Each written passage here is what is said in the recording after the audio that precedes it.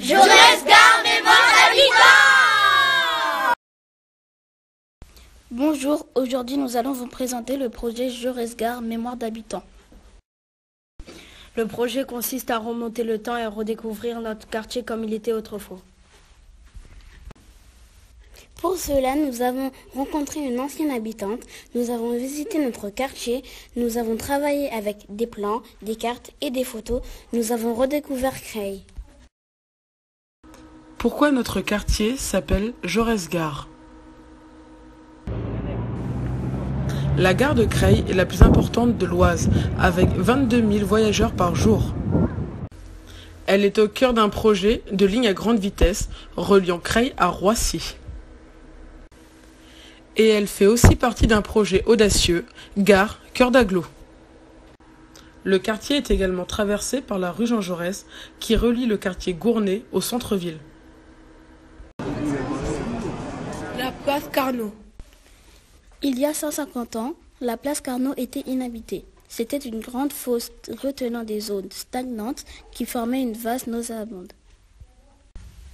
En 1860, les plaintes des Été bombardées par les Français pour empêcher l'ennemi de venir. En 1914, à la suite de la destruction du pont par les Français, les Craillois se sont offerts une partie de pêche pour récupérer les poissons morts pendant l'explosion. La gare de Creil.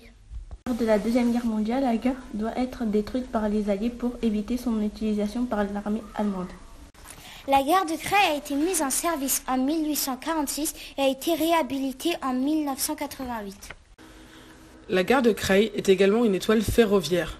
Elle peut desservir Amiens, Paris, Compiègne, Beauvais ou Roissy. Les inondations.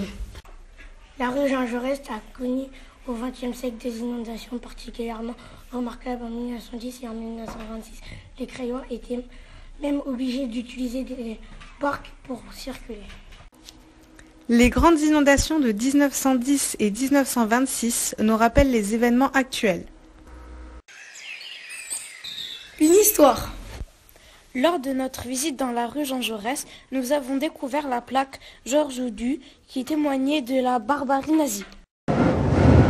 Passerelle Nelson Mandela. La passerelle de Creil, inaugurée le 10 octobre 2015, a été nommée passerelle Nelson Mandela. La passerelle Nelson Mandela relie le quartier Jaurès-Gare et l'île Saint-Maurice. Les usines. L'ancienne usine Fichet rappelle le passé industriel de la ville. L'usine a été en fonctionnement de 1903 à 1930 et servait à fabriquer des coffres-forts, des serrures de sûreté et plein d'autres choses. En 1972, l'usine désaffectée et transformée en garage. Un symbole. L'emblème de Creil est le fameux canard fleuri. Il faut 15 jours à sa réalisation et il est composé de plus de 8000 fleurs. Les écoles. Avant, les écoles n'étaient pas mixtes. Les garçons portaient un short et une chemise et les filles portaient de longues robes.